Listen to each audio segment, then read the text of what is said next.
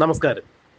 ബഹുമാനപ്പെട്ട മുഖ്യമന്ത്രി, താങ്കളുടെ മന്ത്രിസഭയിലെ ഒരു മന്ത്രി കെ.ബി. ഗണേഷ് കുമാർ തൻ്റെ ഔദ്യോഗിക വസതിയും തൻ്റെ പേഴ്സണൽ സ്റ്റാഫിനെയും ദുരുപയോഗം ചെയ്തു എന്നുള്ളത് നിയമപരമായി തന്നെ വ്യാഖ്യാനിക്കപ്പെടുമ്പോൾ ആ കുറ്റത്തിൽ നിന്നും അങ്ങയുടെ മന്ത്രിസഭയെയും മന്ത്രിയെയും രക്ഷിച്ചെടുക്കുന്നതിന് വേണ്ടി 72 മണിക്കൂറിലധികം അങ്ങ് നിശബ്ദനായിരുന്നു എന്ന് പറയുമ്പോൾ ഇത് ഭരണഘടന വിരുദ്ധം തന്നെയാണ്, ഭരണഘടന ലംഘനമാണ്, സത്യപ്രതിജ്ഞ ലംഘനമാണ് എന്ന് നിയമവിദഗ്ധർ ചൂണ്ടിക്കാണിക്കുന്നു. താങ്കൾക്ക് ഒരുപക്ഷെ ഇത്തരം കാര്യങ്ങളൊന്നും ബാധകമല്ലായിരിക്കാം. എന്നാൽ മാതൃകാപരമായ പെരുമാറ്റച്ചട്ടം പാലിക്കേണ്ട ഔദ്യോഗിക സ്ഥാനത്തിരിക്കുന്ന ആളുകൾ ഇത്തരത്തിൽ പെരുമാറിക്കഴിഞ്ഞാൽ അത് വ്യഭിചാരിക്കുന്നതിന് വേണ്ടി അല്ലെങ്കിൽ വ്യഭിചാരികൾക്ക് ലൈസൻസ് കൊടുക്കുന്നതിനുള്ള സൂചനയായി തന്നെയാണ് വിലയിരുത്താൻ കഴിയുക. പറഞ്ഞു വരുന്നത്, കഴിഞ്ഞ ദിവസം മന്ത്രി കെ.ബി. ഗണേഷ് കുമാർ വാളകത്തുള്ള തൻ്റെ വസതിയിൽ, അതായത് കഴിഞ്ഞ ശനിയാഴ്ച ഒരു പരസ്ത്രീയുമായി കാണാൻ പാടില്ലാത്ത നിലയിൽ താൻ കണ്ടു എന്ന് പറഞ്ഞത് കെ.ബി. ഗണേഷ് കുമാറിന്റെ ഭാര്യയായ ബിന്ദു മേനോനാണ്. അവരാ ദൃശ്യങ്ങൾ അത്രയും പകർത്തിയെടുക്കുകയുണ്ടായി തൻ്റെ മൊബൈലിൽ. ഇത് അറിഞ്ഞ മന്ത്രിയുടെ പേഴ്സണൽ സ്റ്റാഫിനെ ഉപയോഗിച്ച് ബിന്ദു മേനോന്റെ കൈക്ക് കടന്നു പിടിക്കുകയും അവരുടെ ഫോൺ തട്ടിപ്പറിച്ചെടുക്കുവാൻ വേണ്ടി പേഴ്സണൽ സ്റ്റാഫ് ശ്രമിച്ചു എന്നുമാണ് ബിന്ദു മേനോൻ പറഞ്ഞത്. അവർ 112 വിളിക്കുകയുണ്ടായി, അതായത് പിങ്ക് പോലീസിലേക്ക്. അത്യാവശ്യ ഘട്ടങ്ങളിൽ വേണ്ടി സ്ത്രീ സുരക്ഷയ്ക്ക് വേണ്ടി ഏർപ്പെടുത്തിയ ഈ നമ്പറും ഈ സംവിധാനവും എന്താണ് അക്കാര്യത്തിൽ ചെയ്തത് എന്നുള്ളത് അങ്ങേക്കൊന്ന് വിശദീകരിക്കാൻ പറ്റുമോ? ഇന്നിപ്പോൾ വചന ശുശ്രൂഷയിലൂടെ കെ.ബി. ഗണേഷ് കുമാറും കെ.ബി. ഗണേഷ് കുമാറിന്റെ ഭാര്യയുമായുള്ള പ്രശ്നങ്ങൾ ഒത്തുതീർപ്പാക്കി പറഞ്ഞു അവർ രമ്യതയിലെത്തി എന്ന് താങ്കൾ പറയുമ്പോൾ മന്ത്രിമന്ദിരത്തിൽ നടന്ന വ്യഭിചാരത്തെ എങ്ങനെയാണ് അങ്ങ് നോക്കിക്കാണുന്നത്?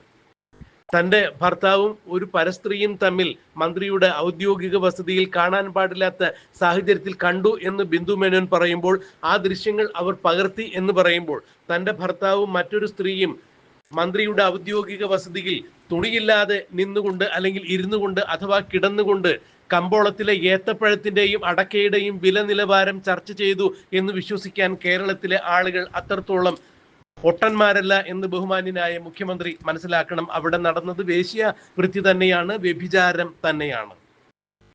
മന്ത്രിയുടെ സ്വകാര്യ വ്യക്തിപരമായ കാര്യമാണ് എങ്ങനെ ജീവിക്കണം എന്നുള്ളത് എന്നൊക്കെ പറയാൻ സാധിക്കുമെങ്കിലും വ്യക്തി സ്വാതന്ത്ര്യവും പൊതുജന ജീവിതത്തിൽ നിൽക്കുന്ന ചില വ്യക്തികളും തമ്മിൽ ചില ബന്ധങ്ങളുണ്ട്, പാലിക്കപ്പെടേണ്ട നിയമങ്ങളുണ്ട്. അതായത് പൊതുപ്രവർത്തകർ പാലിക്കേണ്ട മാതൃകാപരമായ പെരുമാറ്റച്ചട്ടം ഒരു കാരണവശാലും ഇവിടെ മന്ത്രി കെ.ബി. ഗണേഷ് കുമാർ പാലിച്ചിട്ടില്ല എന്ന് കണ്ടെത്താൻ സാധിക്കും.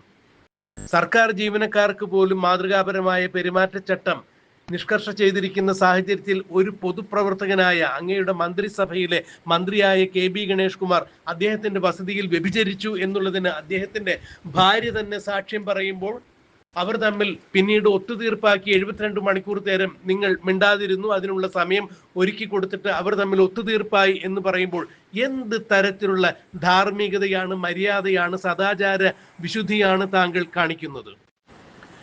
കെ.ബി. ഗണേഷ് കുമാറിന്റെ ഭാര്യ ബിന്ദു മേനോൻ മുഖ്യമന്ത്രിയുടെ മകൾ വീണ വിജയന്റെ സുഹൃത്താണ്. അതുകൊണ്ട് തന്നെ ഈ വിഷയം നടക്കുന്ന സന്ദർഭത്തിൽ 112 വിളിക്കുന്ന സമയത്ത് തന്നെ വീണ വിജയന്റെ ടെലിഫോണിൽ ബന്ധപ്പെട്ടിട്ടുണ്ടായിരുന്നു ബിന്ദു മേനോൻ എന്നാണ് പറയുന്നത്.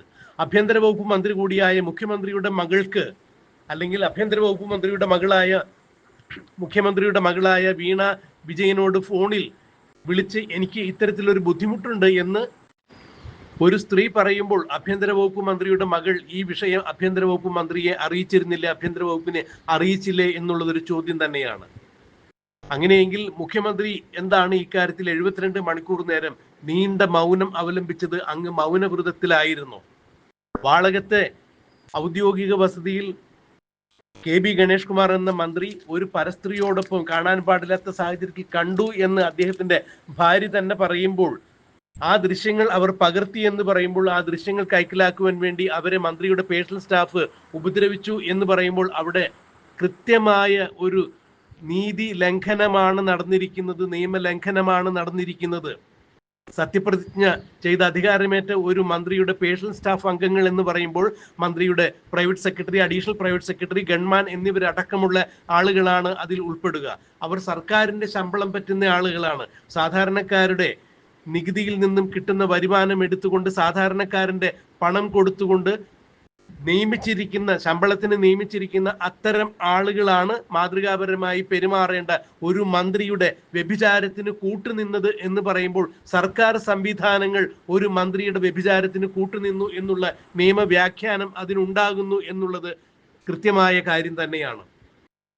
സർക്കാർ സംവിധാനങ്ങളിലുള്ള അല്ലെങ്കിൽ മന്ത്രിയുടെ പേഴ്സണൽ സ്റ്റാഫ് എന്ന് പറയുമ്പോൾ സർക്കാർ സംവിധാനം തന്നെയാണ്. ആ പേഴ്സണൽ സ്റ്റാഫിൽപ്പെട്ട ആളുകൾ മന്ത്രിയുടെ ഭാര്യയുടെ കൈക്ക് കടന്നു പിടിച്ചു, അവര് പിടിവലി ഉണ്ടായി എന്നൊക്കെ അവർ തന്നെ വ്യക്തമാക്കുമ്പോൾ പിന്നീട് മന്ത്രിയും ഭാര്യയും തമ്മിൽ കുടുംബ പ്രശ്നമാണ് എന്ന് പറഞ്ഞ് ആ പ്രശ്നം ഒത്തുതീർപ്പാകുമ്പോൾ അതിൽ നടന്നിരിക്കുന്ന കുറ്റകൃത്യം എങ്ങനെയാണ് ഇല്ലാതാവുക? 112 വിളിച്ചപ്പോൾ പോലീസുകാർ അവിടെ എത്തുകയും ഇത് കുടുംബ പ്രശ്നമാണ് എന്ന് പറഞ്ഞ് അല്ലെങ്കിൽ പരാതി എഴുതി നൽകിയില്ല എന്ന് പറഞ്ഞ് ആ സമയം വരെ അവർ അവിടെ നിയന്ത്രണം പാലിച്ചു എന്ന് പറയുമ്പോൾ ആ പോലീസുകാരുടെ എന്താണ് ഉത്തരവാദിത്തം? പിന്നെ എന്തിനാണ് 112 എന്നുള്ള സംവിധാനം ഉണ്ടാക്കിയിരിക്കുന്നത്? 112 വിളിച്ചു കഴിഞ്ഞാൽ അത്യാവശ്യ ഘട്ടങ്ങളിൽ അവിടെ എത്തുന്ന പോലീസ് സ്ത്രീകൾക്ക് ഏതെങ്കിലും തരത്തിൽ ബുദ്ധിമുട്ടുണ്ടായിട്ടുണ്ടെങ്കിൽ അങ്ങനെ ബുദ്ധിമുട്ടുള്ള സാഹചര്യത്തിൽ നിന്നും അവരെ വിടുതൽ ചെയ്ത് രക്ഷിച്ചു കൊണ്ടുപോകുക എന്നുള്ളതാണ് ആ പോലീസിന്റെ ദൗത്യം. ഇത് അവിടെ 112 വിളിച്ചപ്പോൾ അവിടെ എത്തിയ പോലീസുകാർ നിർവഹിച്ചില്ല. കുടുംബ പ്രശ്നമാണ് എന്ന് പറഞ്ഞ് മന്ത്രിയുടെ പേഴ്സണൽ സ്റ്റാഫ് പോലീസിനെ പറഞ്ഞു വിടുകയായിരുന്നു എന്ന് പറയുമ്പോൾ മറ്റേതെങ്കിലും ഇടങ്ങളിലാണ് ഇങ്ങനെ ഒരു സാധാരണക്കാരന്റെ വീട്ടിൽ നിന്നാണ് 112 ഇത്തരത്തിലൊരു വിളി വരുന്നതെങ്കിൽ പോലീസുകാർ ഇങ്ങനെ കുടുംബ പ്രശ്നമാണ് എന്ന് പറഞ്ഞ് യാതൊരു തരത്തിലും നടപടിയെടുക്കാതെ അവിടെ നിന്ന് പോരുമോ എന്നുള്ളതാണ് ഇപ്പോൾ ഉയരുന്ന നിയമപ്രശ്നം. സ്ത്രീ സുരക്ഷയ്ക്ക് സ്ത്രീപക്ഷത്ത് നിൽക്കുന്ന സർക്കാരാണ് ഇത് എന്ന് പറഞ്ഞുകൊണ്ട് ദിലീപിന്റെ കേസുമായി ബന്ധപ്പെട്ട അതിജീവിതയെ രംഗത്തിറക്കി 3.0 തുടർഭരണം ഞങ്ങൾ ആവർത്തിക്കും, സ്ത്രീപക്ഷത്താണ് ഈ സർക്കാർ എന്നൊക്കെ പറഞ്ഞ് കോടിക്കണക്കിന് രൂപ ചിലവഴിച്ചുകൊണ്ട് പരസ്യം ചെയ്ത ബഹുമാന്യനായ മുഖ്യമന്ത്രി ഭരണം മാത്രമാണോ അങ്ങയുടെ ഉദ്ദേശം? അല്ലെങ്കിൽ തുടർഭരണം, അധികാരം നിലനിർത്തുക എന്നത് മാത്രമാണോ? നാട്ടിൽ സമാധാനവും നിയമവാഴ്ചയും ഉറപ്പാക്കേണ്ടത് ആരാണ്? ആഭ്യന്തര വകുപ്പ് മന്ത്രി എന്ന രീതിയിൽ അങ്ങേ